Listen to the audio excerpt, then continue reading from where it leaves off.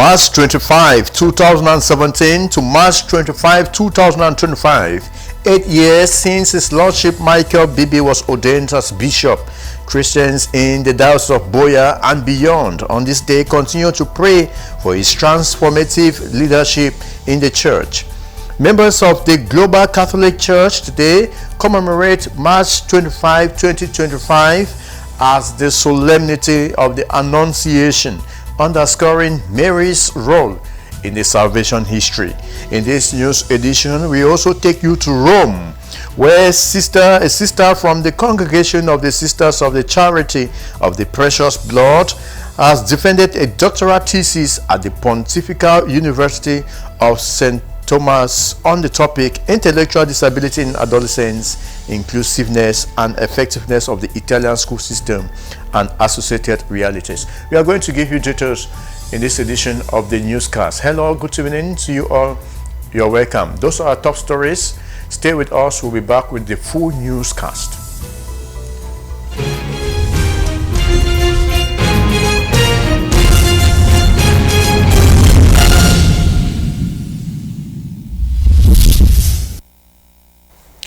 You're welcome back to join us on Divine Mercy Prime, live from Boya in Cameroon. I am Jude Mbako Munyo. Now, we begin our news here in the Diocese of Boya and with the local ordinary for Boya, His Lordship Michael Bibi, the Bishop, who celebrates his 8th year of Episcopal ordination this Tuesday, March 25, 2025. He was ordained on Saturday, March 25, 2017 as the Auxiliary Bishop of the Bamenda Archdiocese by the Emeritus Archbishop of Bamenda, His Grace Cornelius Eswa.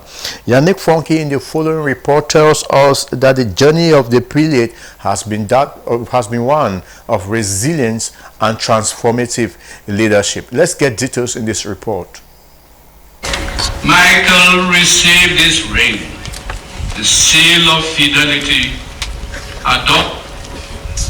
defied faith, preserve unblemished the bride of God, the Holy Church. It was a defining moment, March 25, 2017, when the Most Reverend Michael Bibi was elevated from a Reverend Father to a Bishop. The sacred ordination took place at St. Joseph's Metropolitan Cathedral, Big Manka, in the presence of bishops, priests, religious, and a multitude of the Christian faithful. My turn, and may the splendor of holiness shine forth in you, so that when the chief shepherd appears, you may deserve to receive from him an unfolding of glory.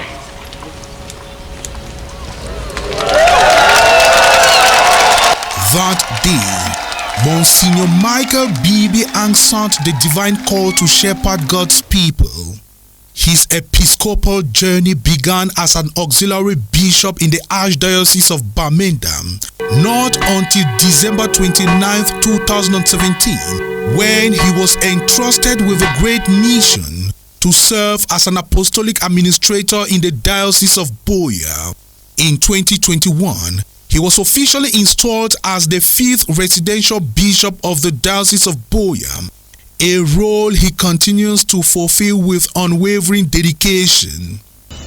With the present letter, I authorize the Right Reverend Michael Bibi, appointed Bishop of the Diocese of Boya, to take canonical possession of the diocese with all canonical effects. Eight years down the lane, Bishop Michael Bibi's leadership has been defined by spiritual transformation, pastoral expansion, and human development. His tenure has seen remarkable progress in fostering faith, strengthening Christian values, and advancing social impact. Despite challenges, his resilience remains unshaken, with the unwavering support of his clergy and faithful. Bishop Michael Bibi has turned obstacles into opportunities, leaving an indelible mark on the Diocese of Buea and even beyond. This is Bishop Michael Bibi, a shepherd called by God, a leader committed to change, and a servant whose mission knows no bounds. As he celebrates 8 years of episcopal ministry, Bishop Michael Bibi stands even more motivated and determined to leave a lasting legacy. His journey continues, transforming the ordinary into extraordinary, all for the greater glory of God. Happy 8th Episcopal Anniversary, my Lord. Indeed, happy anniversary to the local ordinary, His Lordship Michael Bibi of the Diocese of Buea. Now, the bishop celebrated his 8th anniversary, episcopal anniversary in Muyoka today, where he encouraged staff, students and parents of Our Lady of Grace College in Muyoka to remain courageous and hopeful despite the challenges they might be facing in that part of the region. The call was made, or that part of the diocese, the call was made by the proprietor of schools in the diocese, His Lordship Michael Bibi, as he paid a visit to that college today, March 25, 2025. Aloysius Like from our newsroom treated the bishop to Muyoka. Let's have details. Staff, students and parents of Our Lady of Grace College Muyoka have been told not to be afraid no matter the challenging times and difficulties, but to cast their hope and burdens to God. The call was made by the proprietor of Catholic schools in the Diocese of Buea, Bishop Michael Bibi, as he visits the school to celebrate the Eucharist and commune with them. Preaching from the readings of the day during the visit that coincided with the Feast of the Annunciation and his 8th anniversary as bishop, the proprietor thanked the parents and students for their unwavering trust in Catholic education and encouraged them to be courageous and be hopeful to God as pilgrims of hope. Yes, we should not be afraid. We should not be afraid, especially in moments when we have difficulties. We should not be afraid, especially in moments when we have challenges. We should not be afraid in moments when we are living in difficult situations. And I say this, and I remember in a particular way the difficult times that we have been living in this deanery, that we have been living in our diocese, caused especially by the crisis that we all know. Yes, because of the crisis, there is a temptation for us to be afraid of the future. There's a temptation for us to think that God has abandoned us. There is a temptation for us to think that there is no hope for us. We heard in that gospel that with God, nothing is impossible. After the high point of the visit, the Eucharistic celebration, the students of Olagrash thrilled the bishop and his entourage with beautiful displays where they showcased their talents in socio-cultural activities. These students, feature next student, says they are filled with joy, celebrating with the bishop and express gratitude to the bishop for reopening its school after a long while. It is a privilege to be here after a long time. Seeing our school open again is amazing and it brings a lot of memory. We've been hoping that the school will be open like since, but we're happy to see everybody. We're happy to see our dormitories, our chapel and everything. It brings back memories. It brings back a lot of good memories and even the bad memories. So we're very happy. The impression of today is so good. It's a wonderful day.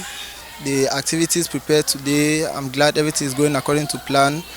And in a speech performed by the principal, I myself and the staff representative will ask the bishop for a school bus and some new classroom permanent structures because we have semi-permanent facilities here.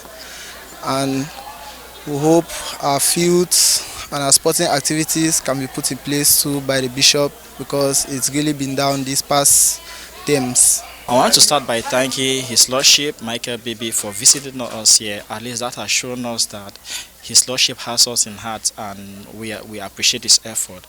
And we want to plead with the Bishop's House that they should try all possible means to make sure that Our Lady of Grace Science Laboratories is up to standard, because students here, they are facing a lot of difficulty when it comes to practical sessions for science, because the science, that is the biology and the physics, they are sharing the same lab, which is somehow difficult for the two to correlate. Father Lucien Moi, principal of the college, says the school is waxing strong and call on parents to keep the faith in Catholic education and send their children to Allogras. Today, the 25th of March 2025, we're pleased to receive the Bishop of the Diocese of Buea, Bishop Michael Bibi, who is also the proprietor of colleges in the Diocese of Buea. So we welcome him today in a particular way because this is his first time he's coming here during school session. The other times we have had the education secretary who has been coming here, Father Vincent Mesue, to come and check and see what is going on. You know, we started this school in this campus this year, after several years, after 8 years when the campus was dormant. And we have done all of these achievements to be able to study here thanks to the bishop and his support. And his coming here today has really given us a new morale to continue with what we are doing here. And so we encourage our parents to brave the odds and bring their students here for studies. We continue to pray that there should be calm in our country, calm in all areas. Let all those who are involved, those who know what to do to bring peace to our community, to our country, let them do what is necessary so that we can have this peace that all of us we dearly need. During the visit, the school community expressed some concerns like a need of a school bus, permanent structures and refurbishment of the computer lab, which the bishop promised to work with the school authorities and the PTA to resolve these worries. Thank you, Aloysius Leke, for bringing to all that reports for that event that took place today. The President General of the Catholic Men Association, that is Johnson Oke, has called on his members to always assist their bishop and priests to ensure that their evangelization mission is accomplished, and also in good and bad times, plus to ensure that they promote the spirituality of the family like their patron Saint Joseph. He was speaking over the weekend here in Buea in a three-fold event marking the 33rd anniversary of the CMA, the feast day of Saint Joseph, and the 75th anniversary celebration of the erection of the Diocese of Buea. The event took place at the Secretariat of the CMA and served as an avenue for the men of honor to chart the way forward for the association. Let's get reports from details of this report with our reporter Eileen Summer.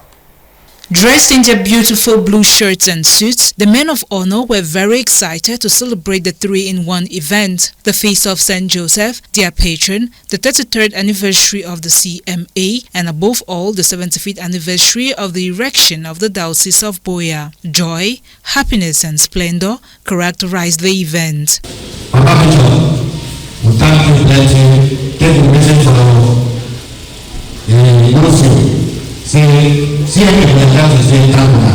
so for this reason, we think say we don't just leave our empty. We don't say they used to talk say to whom much is given, much is expected. I'm always having to give her, I need to give her on time. So if I say okay, this one.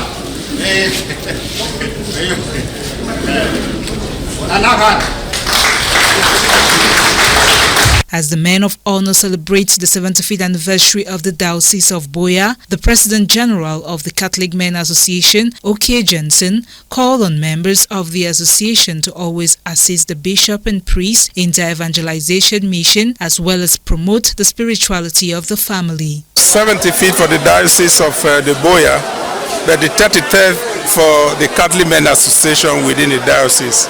What I want to say, the Catholic men being our saint, being Saint Joseph, what we're trying to emulate, those values of Saint Joseph.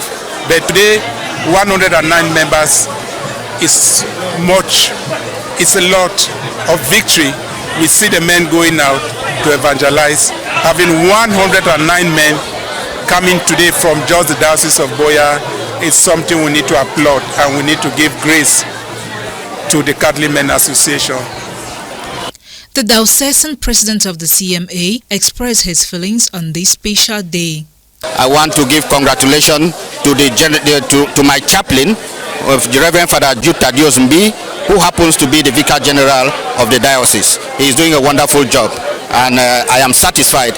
We are we feel excited, very much excited, because it is not an easy matter. If you invite somebody who lives Yaoundé, somebody who lives Douala, and it comes to your occasion, he knows the importance of the occasion, especially my general president. He knows what it means. He himself has testified in when he was giving his speech that coming Buea is very close to his heart. These members of the Catholic Men Association celebrating the 75th anniversary of the Diocese of Buea express the euphoria in their hearts to be part of this groundbreaking event. So today I'm very glad. We have been in St. Joseph's School for about 1 year, 8 months, or 1 year, 6 months, like that. I'm very happy today.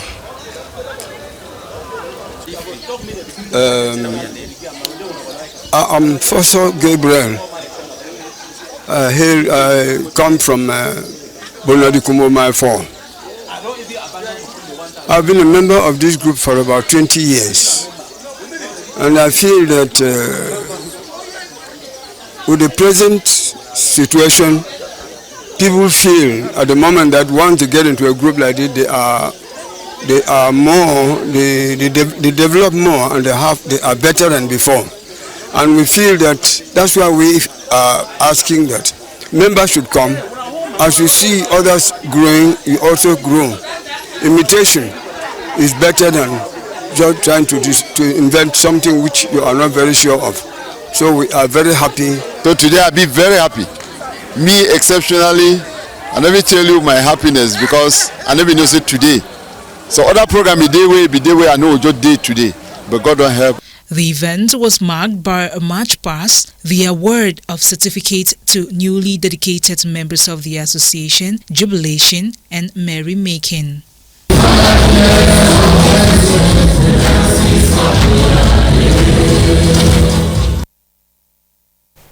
Now to one of our top stories this evening. Today, March 25 is commemorated by the Global Church as the Solemnity of the Annunciation.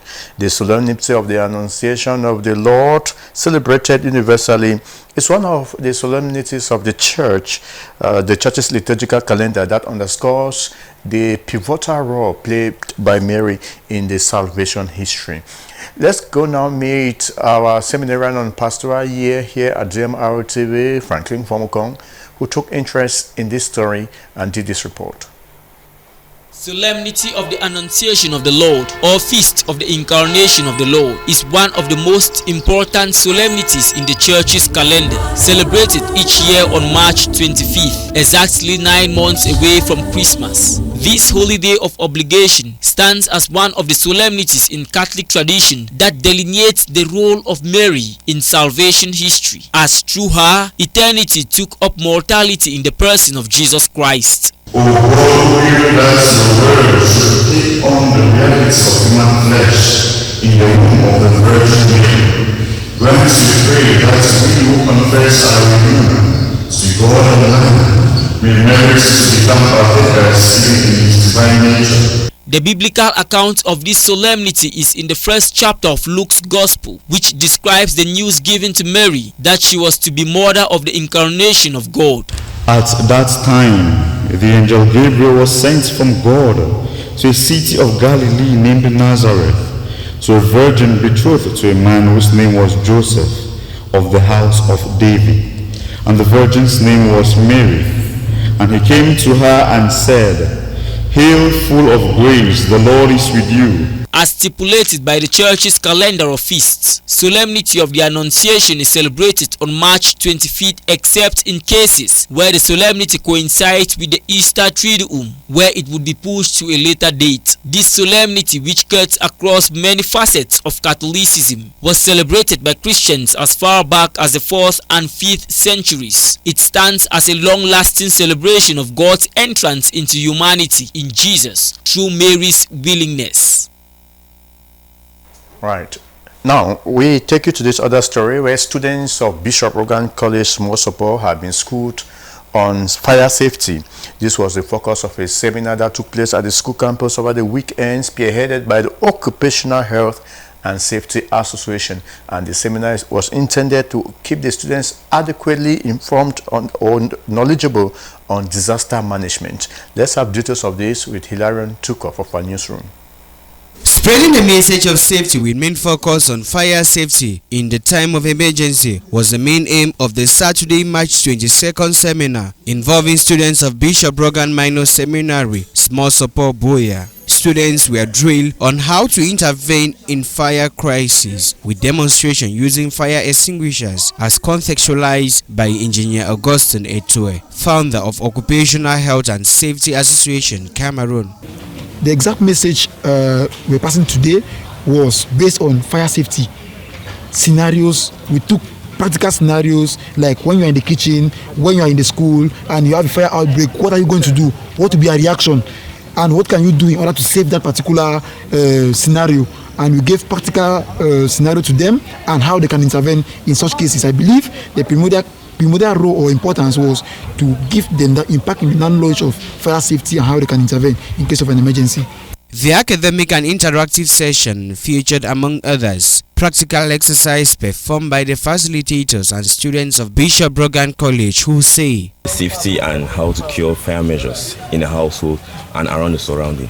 I'd like to thank firstly our rector for administering and for calling this group of people to come and speak to us on health services and fire, how to administer yourself in cases of fire and how to assist yourself, training us how to use fire extinguishers from the oldest to the youngest, shortest to the tallest, which can help us to save our homes and save our neighboring homes. We'd like to say Father Jude Viso, thank you very much, and also thanking the team. There was a very interesting talk on the fire incident, since I learned many things, because due to me, if they couldn't come, if I see a fire outbreak, I would normally want to run away, but they gave me an advice that instead of running, I should instead find out a way to help, or if the fire is too much, I should lie down, fall straight on the floor, and that gave me a little idea on the knowledge of fire. Even when they did the practicals out there, I was very satisfied because I never knew what these things were usually used for, but I used to always see them hang somewhere on many walls of offices and many other big places. So I really thank this team for coming. Occupational Health and Safety Association is a body aimed at promoting safety through awareness. The walking exercise spearheaded by this association is the first in the Southwest region. The founder once more. So this organization is an association that has a primordial goal to promote safety and to save lives through safety awareness programs, through seminars and other symposiums. So we thought it wise to launch these fire safety and evacuation techniques in household premises and schools at Bishop Brogan College as a format or as a means to make sure that we spread the knowledge of health and safety, and also to create the awareness in the mind of students how they can intervene in case of an emergency. Because an emergency is something that doesn't come with an alarm. It can happen at any time T. So we are creating an awareness in them on how they can react or how they can interact in case of an emergency. Bishop Brogan College, though a minor seminary for infants in the priesthood formation, adds vocational experience for her students by equipping them for a brighter future. The Safety Awareness Seminar was just one amongst other seminars organized by the school administration. Director Reverend Father Jude Viso has promised more of such forums for the students in the coming days. The next session of the Safety Awareness Seminar will feature awards of certificates to participatory students. Safety first! Safety first! Thank you for that report on the beautiful images there Hilarion took off.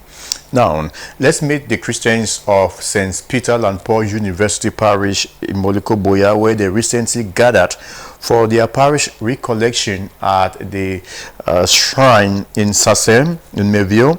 And this took place on the theme, My Suffering, My Sacrifices for the Benefit of Others. The recollection was led by the parish priest of that parish, that's Reverend Father Desmond Asongacha, and aimed at preparing the Christians to enter the third week of Lent. Let's meet Nadesh Nechome, who followed the Christians to the shrine there, Our Lady of Grace Shrine in Mevio, and brought back this report. Christians from St. Peter and Paul University Parish gathered as early as 8 a.m. at the Our Lady of Grace Shrine for a day of spiritual reflection and renewal. The parish recollection, led by the parish priest Reverend Father Desmond Asongacha, was highlighted by a solemn station of the cross at the entrance of the shrine. The one-day event included a reflective talk by Reverend Father Kingsley, who spoke on the theme, "My Sufferings, My Sacrifices for the Benefit of Others." Sacrifices was not just for him, but it was for the benefit of those who are going to gain from his suffering. So I spoke to the Christians about that, expose them to the lessons they're supposed to learn from the various stations in the Stations of the Cross. And from there they were able to see that yes, in every aspect of that station, Jesus was carrying out those sacrifices, maintaining it, even when it was difficult for him to endure. He endured it because he knew that so many people are going to benefit from that. The day also involved exposition of the Blessed Sacrament, moments of quiet meditation, confessions, amongst others. These activities offered a space for the Christians to pause and spiritually prepare as they enter the third week of Lent. Other activity that we carried here is exposition of the Blessed Sacrament, singing worship and adoration songs. And from the experience some have shared with me, this is like their first time having such an experience. So there's nobody who can have this experience that will not have the desire to grow in his or her spiritual life. So one of the effects is that it is a starting point for some, and I'm praying that they should not end here, but they should continue. According to some Christians, the day of prayer and reflection proved transformative. Some shared that the experience deeply impacted their lives, offering much needed moments of reflection and renewal. Really passed well.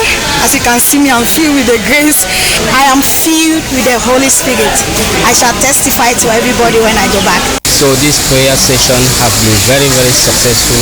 I'm glad that some of the things that were overweighing me and loaded in me spiritually, I have the Spirit of God has revoked them so that I will not go back the same. The teachings received, I've learned more and more how to be of help in the life of others and how God is at work in my own life. Reverend Father Desmond Asongacha encouraged his parishioners to increase their commitment to the three pillars of Lent: prayer, fasting, and almsgiving, emphasizing the importance of participation during the sacred season. I believe we are going home with new force, and so we should increase our participation, especially in this period of Lent. We should increase the prayers that we offer. We should also increase our strength to come to Stations of the Cross. And we should also seize the opportunity during this period of Lent to tap the graces that are overflowing, especially this period. And also prepare ourselves for the diocesan pilgrimage that is coming up in the first week of April. This day of prayer by the Christians from St. Peter and Paul University Parish served as an inspiring catalyst for spiritual renewal, setting the tone for the third week of Lent. Now over to Kumbo Diocese, and within the context of his maiden pastoral visit to St. Cornelius Parish in Bankikai, in the Diocese of Kumbo, His Lordship George Nkuo declared that one is either fully a Catholic or not. This declaration follows the increasing number of Christians who have been spotted going to the hills of Nkuf in Kumbo, where it is alleged that the Blessed Virgin Mary appeared. Let us get to meet Reverend Father Jude Talankan all the way to Kumbo for this report that is up next.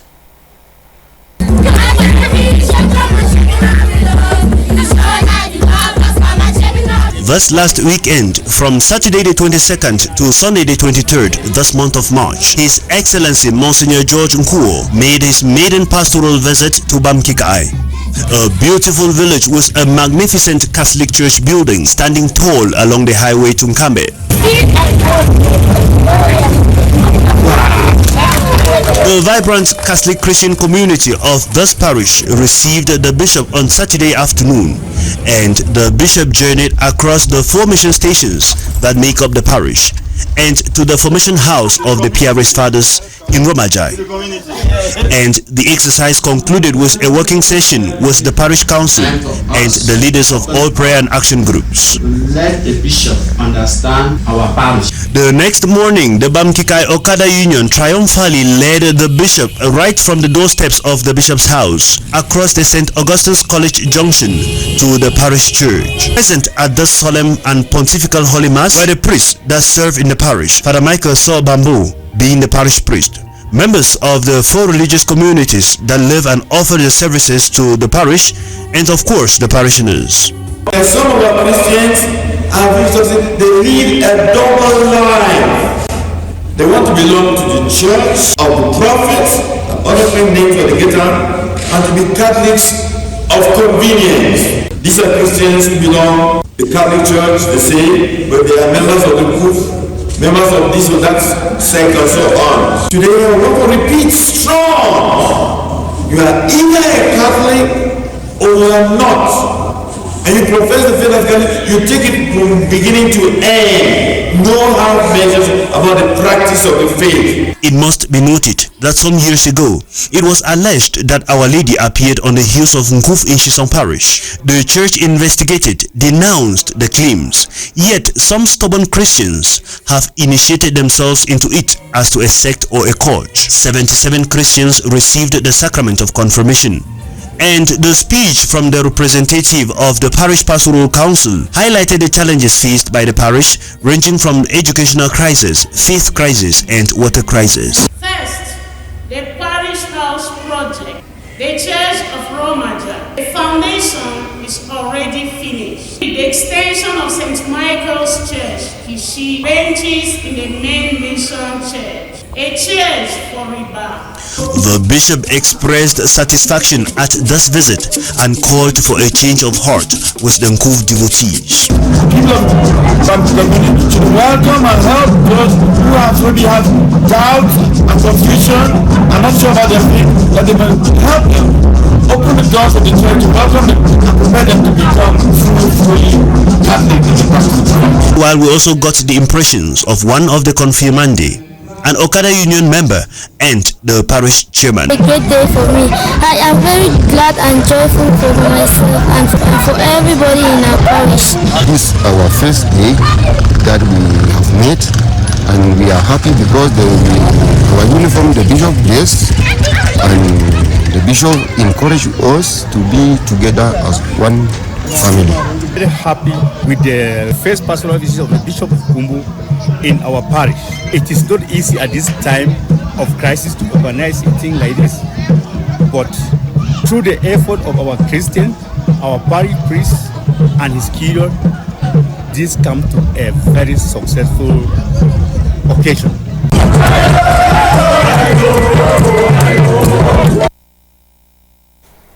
We indeed express immense thanks to you, Reverend Father Jude Talanka, all the way to Kumbo for that report. Now we move it over to Rome, to where we have one of our lead stories tonight. A Cameroonian religious sister from the Congregation of the Sisters of Charity of the Precious Blood, currently in Rome, has defended a doctoral thesis in the Pontifical University of St. Thomas on the topic Intellectual Disability in Adolescents, Inclusiveness and Effectiveness of the Italian School System and Associational Realities.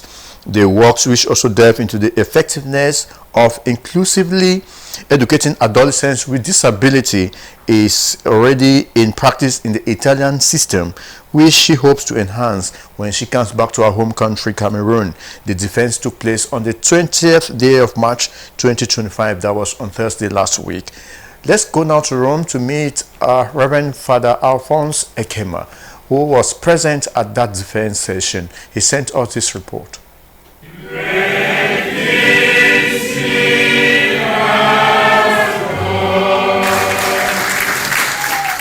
The The academic journey of 1,000 miles ends in a song of praise to the Almighty at the Pontifical University of St. Thomas, commonly known as the Angelicum University, where Sister Ernestine Ashimenyin Zefemiti defends her doctoral thesis on intellectual disability in adolescents, inclusiveness and effectiveness of the Italian school system, and associational realities. Carefully explaining her work in a summary before the academic panel present, Sister Ernestine gives an insight into the task she has been working on. The summary of this work is to encourage people and in all society that they should not look at the disabled as if they are not normal. We should try to encourage them and motivate them so that the society can grow. Together we stand, everything go in normality.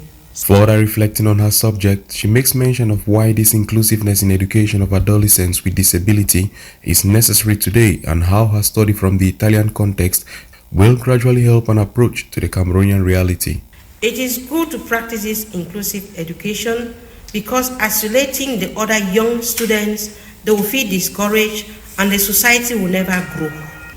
It will help me, if I have to be in Cameroon, to try to implement this not as fast as possible, but taking it bit by bit, step by step, and to see that we also have the goodness and lovingness of how to help our brothers and sisters in time of difficulties. The busy Roman streets did not prevent many from being present at the Angelicum University for this defense, as the hall itself was an evident blend of cultures with members of religious communities as well as priests and laity. Some even took the chance to know more about the subject through questions and contributions that made it more interesting. Speaking with one of those present for the defense, he expresses what stood out for him in this session.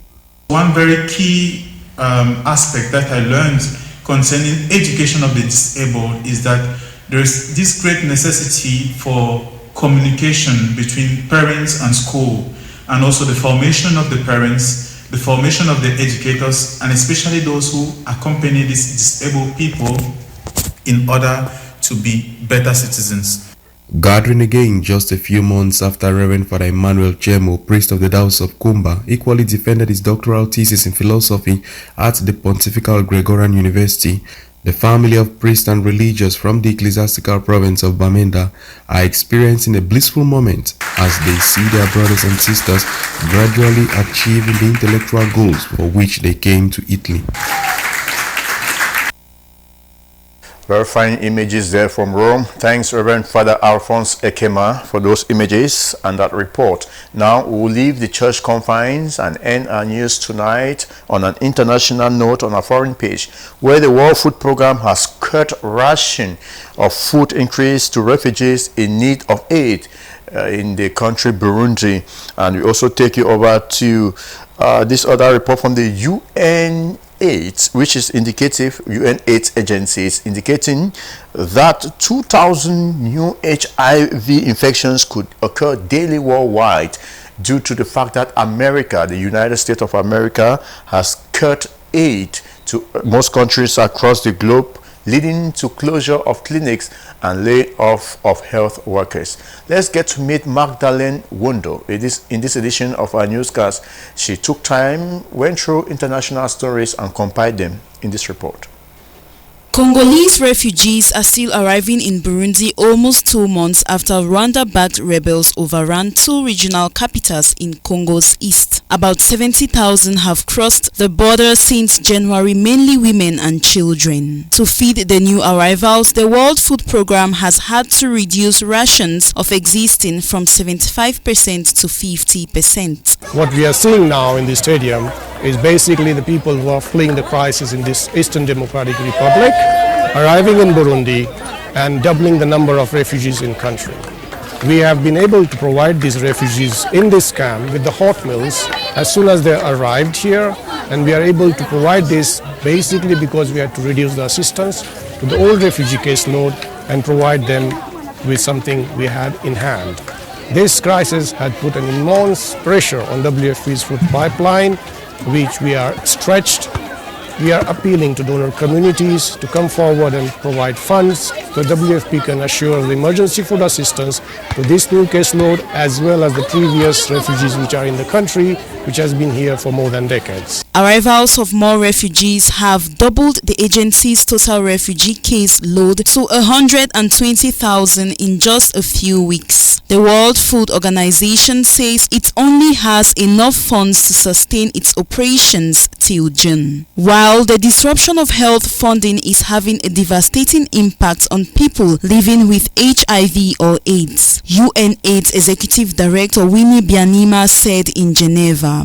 So this sudden withdrawal of US funding has led shutting down of many clinics, laying off of thousands of health workers. All this means that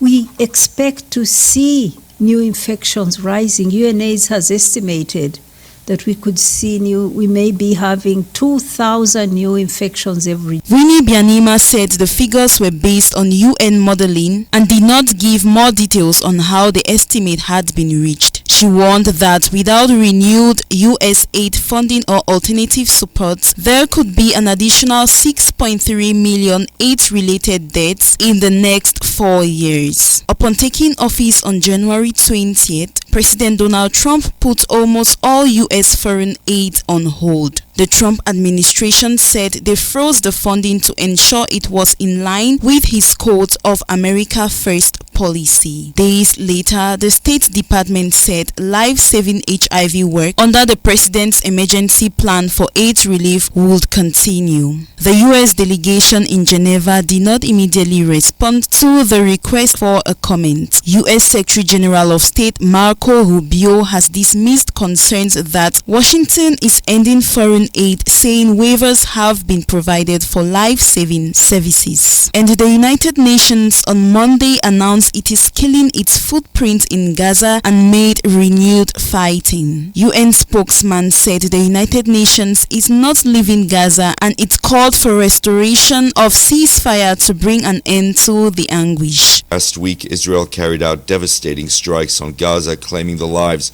of hundreds of civilians, including United Nations personnel, with no humanitarian aid being allowed to enter the Gaza Strip since early March. As a result, the Secretary General has taken the difficult decision to reduce the United Nations footprint in Gaza, even as humanitarian needs soar and our concern over the protection of civilians intensifies. We are not leaving Gaza. I repeat, the United Nations is not leaving Gaza. We remain committed to continuing to provide aid that civilians depend on for their survival and for their protection. All parties must comply fully with international law at all times. Civilians must be respected and they must be protected. The denial of life-saving aid must end. The hostages must be released immediately and unconditionally. Meanwhile, Israeli strikes across Gaza Strip killed more than 60 Palestinians over the past day, including women and children. Officials say Egypt has introduced a new proposal to try and get the ceasefire back on track. Magdalene Wondo there, wrapping up our newscast this evening. Before we go, it is nice that we have a relook at the stories that were top in this news edition. Now, you heard in the news that it is from the 25th day of March 2017 to the 25th day of March 2025. 8 years since His Lordship Michael Bibi was ordained Bishop.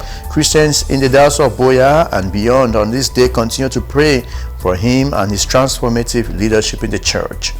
Members of the Global Catholic Church commemorate today, March 25, 2025, as the solemnity of the Annunciation of the Lord, underscoring Mary's role in the salvation history. We also took you to Rome, where a sister from the Congregation of the Sisters of Charity of the Precious Blood, a Cameroonian sister in Rome, has defended a doctoral thesis at the Pontifical University of St. Thomas. It was on the topic Intellectual Disability in Adolescents, Inclusiveness and Effectiveness of the Italian School System and Associational Realities. And in this edition, we took you over to Rome, where we met Reverend Father Alphonse Ekema with daughters. Well, we want to thank you very much for the time you sacrificed in watching JMR TV, and most especially Divine Mercy Prime. We'll be with you again tomorrow, 7 p.m. for another French edition of our news gospel. Recall that at 7:30 a.m. and at 1 p.m. we bring to you more news from this end. I am Jude Mbako Munyo, thanking you for your time and for watching. Good night.